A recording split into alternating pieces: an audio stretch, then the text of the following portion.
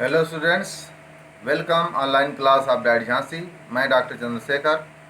पिछले वीडियो में हम लोगों ने विद्यालय के विभिन्न संसाधनों के बारे में अध्ययन किया, जिसमें से भौतिक संसाधनों का प्रबंधन एवं मानवीय संसाधनों का प्रबंधन प्रमुख था।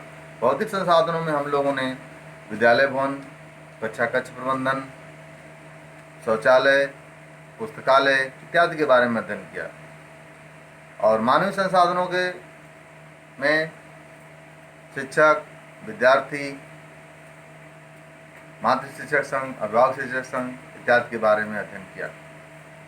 आज हम लोग विद्यालय के प्रमुख संसाधन वित्तीय प्रबंधन के बारे में बात करेंगे। वित्तीय प्रबंधन हमारे प्राचीन राजतंत्र एवं शासन व्यवस्था का प्रमुख अंग था।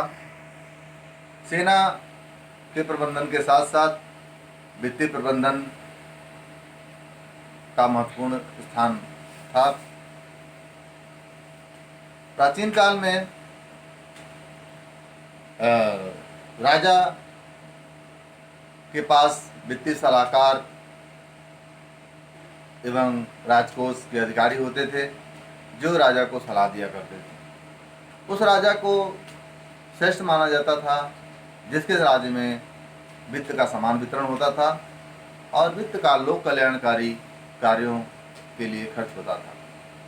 प्राचीन काल में वित्तीय प्रबंधन बहुत ही अच्छा था, लेकिन वर्तमान समय में वित्तीय प्रबंधन का क्षेत्र दिनों प्रतिदिन बढ़ता जा रहा है। प्राचीन काल में वित्तीय प्रबंधन व्यवसाय तक ही सीमित था, लेकिन वर्तमान समय में वित्तीय प्रबंधन भारतीय शिक्षालयों तक पहुंच गया है। इस समय विद्यालय के प्रधानाध्यापक एवं प्रबंध समिति यदि वित्तीय प्रबंधन अच्छा है, वित्तीय प्रबंधन की योग्यता रखते हैं, तो निश्चित रूप से विद्यालय की छवि सुधारने में मदद मिलेगी। इस प्रकार विद्यालय प्रबंधन में वित्तीय प्रबंधन की आवश्यकता दिनों पर दिन बढ़ती जा रही है। वित्तीय प्रबंधन से तात्पर्य उन आर्थिक क्रियाओं से है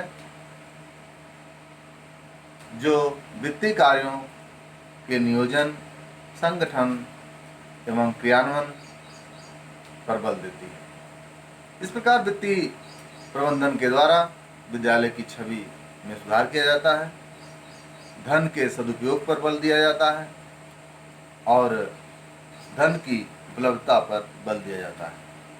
इस प्रकार हम कह सकते हैं कि आज दिन प्रतिदिन विद्यालय के लिए वित्तीय प्रबंधन की आवश्यकता बढ़ती जा रही है। हम देखते हैं, एक विचारक हैं इजरा सोलोमन, इनका कथन है कि वित्तीय प्रबंधन का तात्पर्य एक महत्वपूर्ण आर्थिक स्रोत अर्थात पूंजी कोष के कुशलतम उपयोग से होता है। इसकी आवश्यकता पर बात करें तो इसकी आवश्यकता वास्तव में दिन प्रतिदिन बढ़ती जा रही है। तो प्रदेश की शैक्षिक व्यवस्था पर निम्न बिंदुओं से प्रकाश डाला जा सकता है। पहला है, आय के प्रमुख साधन कौन कौन से हैं। दूसरा, प्रत्येक छात्र का वार्षिक औसत व्यय कितना है। तीसरा, शिक्षा का विस्तार करने के लिए कितना धन व्यय किया जाए। चौथा, प्रदेश के पास वर्तमान समय में शिक्षा के लिए कितना वित्त कोष सुरक्षित है। लास्ट, उत्तर प्रदेश में शिक्षा के लिए कितनी वित्तीय व्यवस्था की आवश्यकता है। इस प्रकार हम लोगों ने आवश्यकता के बारे में अध्ययन किया। अब हम वित्तीय प्रबंधन के उद्देश्य के बारे में अध्ययन करेंगे। इसका उद्देश्य, पहला उद्देश्य है विद्यालय की छवि सुधारने के लिए विद्यालय प्रमुख द्वारा प्रयत्न करना। विद्यालय प्रबंधन यदि अच्छा होगा तो विद्यालय की छवि सुधारने के लिए विद्यालय प्रमुख द्वारा प्रयत्न करना इसका प्रमुख उद्देश्य होगा। दूसरा है विद्यालय के प्राप्त अनुदान का उचित एवं श्रेष्ठ विधि से उपयोग करना। ये भी विद्यालय प्रबंधन का उद्देश्य है कि विद्यालय में विभिन्न क्षेत्रों से जो अनुदान प्राप्त होता है उसका श्रेष्ठ एवं उचित विधि से उपयोग करना।